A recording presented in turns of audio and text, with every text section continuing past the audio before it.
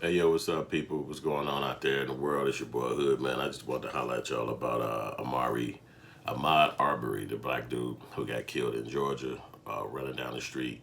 And it's a lot of videos coming out about the guy right now. They got videos of him actually inside the building that they said he was supposed to be robbing. And they got a moment where some white person comes up and sees him from the outside on the sidewalk. And then I guess you could imagine that the white person yelled out to him and said like, hey, what you doing?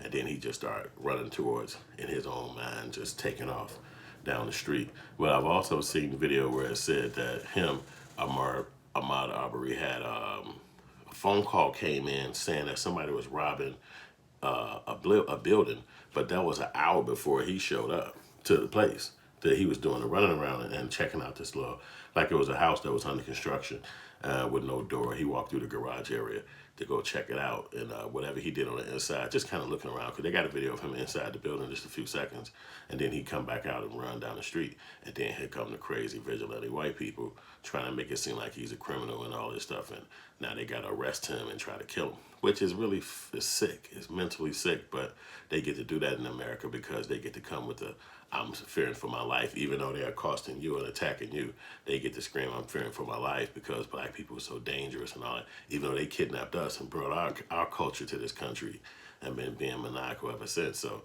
I just wanted to say that because, he's dead. He don't get a chance to speak for himself. He don't get a chance to talk about what it was that was going on that made him look what he was interested in, what was going on in his mind, or what he saw, what he felt like when these two white dudes was up on the corner waiting for him with guns out. You know what I'm saying? So it's like, they would lock a black person up in seconds if he did that, even to a black person. They would not be free, and they would lock a white person. A black person up even faster if he did it to a white person. So it's just one of those things that make you think, but it's real sad that that little kid lost his life because it's just straight up racism. You know what I'm saying? So, you got to get careful because, like I said, a lot of times we want to move to white neighborhoods because in a black neighborhood, it's a level of danger that, sometimes you can outgrow or you can just out age. You know what I'm saying? Like, yo, all right, I'm at 36. I can't really be running through the hood. I can't be dodging bullets. I got to kind of switch it up because that's what it is in the hood. Sometimes it's wild. So most people, especially if they get educated, or which is the most situations, they get a job from white people. They work somewhere and they move to wherever white people live at, and they kind of have a comfortable life after that. But then you got people that don't do that. They live in a black neighborhood, and their whole life they live in a black neighborhood.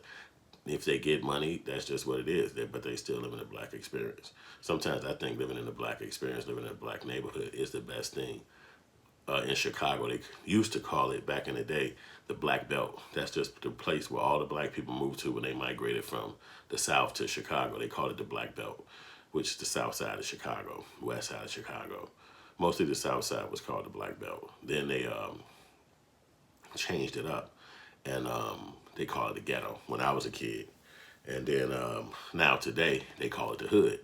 So it's just what it is. I mean, these words are interchangeable with other shit, but it's actually the hood is what it's called. But at the end of the day, I look at the hood as sort of like a stronghold because at the end of the day, if white people came over there, which they have and which they will do, you could look in Detroit in 1985 when the white people came into Detroit neighborhood and killed the movement. There was black guys and women who lived in a house up there in Detroit, and they were like being you can kind of say a little agitative to the other black people who lived in the neighborhood, and they called the white man the police, and they came over there and was like, we want y'all to stop with this.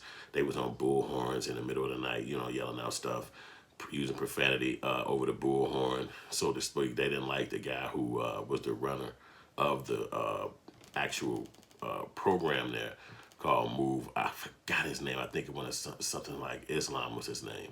And but prior to them coming and getting mad at them, he had won a case that they had tried to accuse him of. I think it was murder or something like that.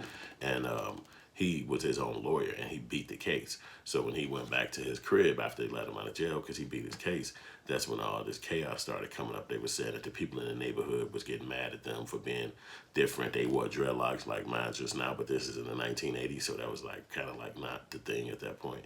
And so they came in their house and they shot them up and burnt their house down. And that's history. I saw this on a Netflix documentary. You can probably find a lot of information on them.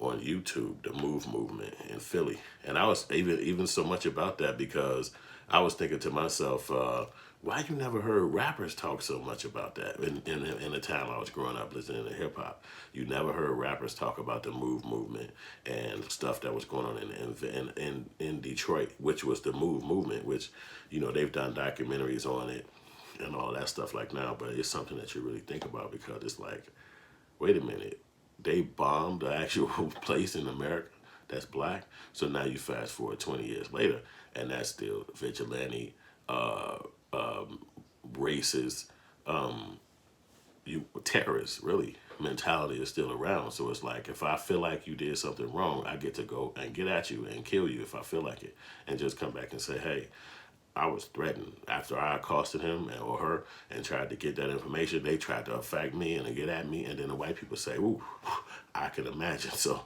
I've talked to black people before, and they're very aggressive. Well, they very uncomfortable for me. So I'm gonna not accuse you of this situation. I'm not gonna, convict you of this situation and put you in jail under that pretense. And that's what the little kid Martin.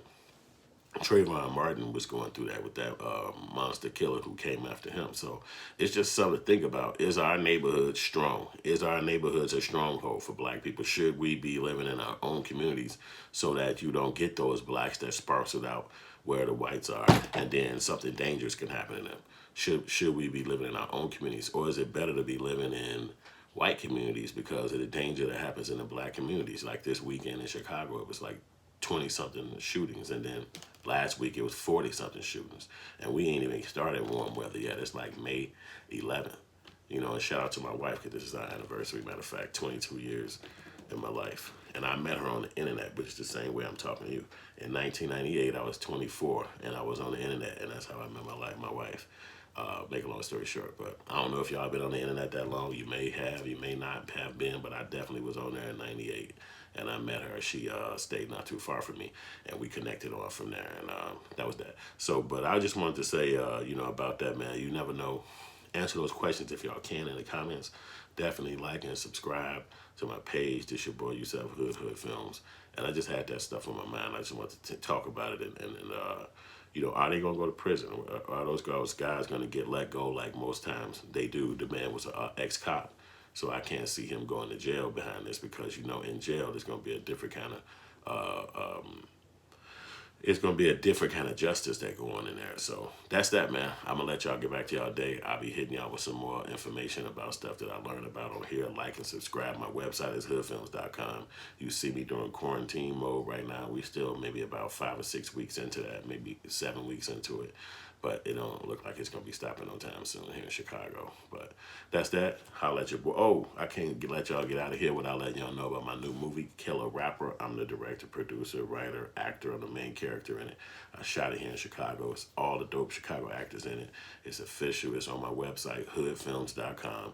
And it's definitely streaming right now, hoodfilms.com. That's this post, Hood Films, but my website.com. Go holla at me, man. Peace.